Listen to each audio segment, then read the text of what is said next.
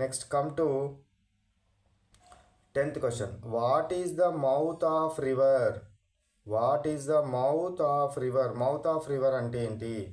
The point where a river meets large water body.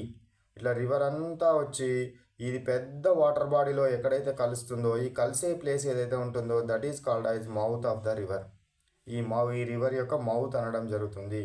అది సముద్రంలో కలిసే ప్లేస్ ఏది ఉందో ఆ ప్లేస్ని మౌత్ ఆఫ్ ద రివర్ అని అనడం జరుగుతుంది. ఫర్ ఎగ్జాంపుల్ హియర్ సి, ఇదేంటిది ఇట్లా వస్తుంది, ఏది this is the water river. River అంతా ఇట్లా వచ్చి సముద్రంలో ఇక్కడ కలిసింది. కాబట్టి ఈ ప్లేస్ని ఏమంటారు? మౌత్ ఆఫ్ ద రివర్ అని అనడం జరుగుతుంది. ఈ ప్లేస్ని ఏమంటారు? Mouth of the river. Mouth of the river అని అనడం జరుగుతుంది. సో ఇట్లా మనకు సముద్రంలో కలిసే place. Next question. Define a tributary. Tributary అంటే ఏంటిది? ట్రైబ్యూటరీ అంటే ఏంటిదిరా? A small river or stream that joins a large river.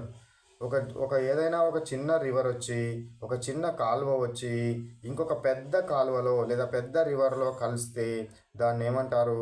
Smaller రివర్ని ఏమంటారు? ట్రైబ్యూటరీ అంటారు. ఏమంటారు? Tributary. A small river or stream that joins a large river.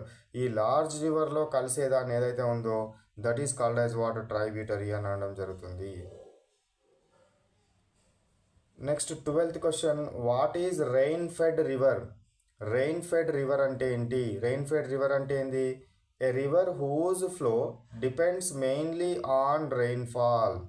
So ఒక రివర్లో వచ్చే ఇది ఏదైతే మనకు వాటర్ ఉన్నదో, ఈ రివర్లో వచ్చే ప్రవాహం ఏదైతే ఉందో కేవలం రెయిన్ఫాల్ వల్ల మాత్రమే ఈ ప్రవాహం కనుక ఉంటే దాన్ని ఏమనాలి? రెయిన్ ఫెడ్ రివర్ అంటారు. ఏమంటారు? Rain fed river. Rain fed river అంటే ఏంటిది? కేవలం దేనివల్ల రావాలి? అది దేనివల్ల రావాలి? వర్షాల వల్ల మాత్రమే ఈ యొక్క రివర్స్ కనుక ఉప్పొంగుతున్నట్టయితే దాన్ని ఏమంటారు? రెయిన్ ఫెడ్ రివర్ అంటారు.